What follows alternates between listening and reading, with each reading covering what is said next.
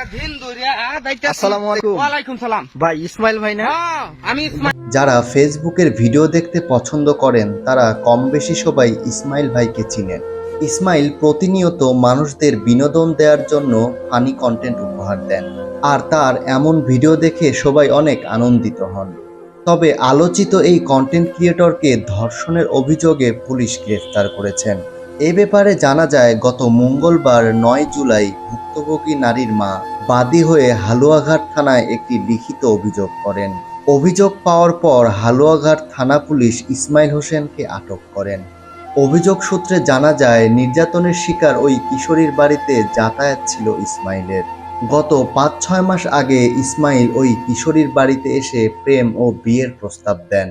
এক পর্যায়ে বিয়ের প্রলোভন দেখিয়ে ওই কিশোরীর ইচ্ছার বিরুদ্ধে তার সঙ্গে একাধিকবার শারীরিক সম্পর্ক গড়ে তোলেন। ওই কিশোরীর মা লিখিত অভিযোগে আরও অনেক কিছুই উল্লেখ করেছেন।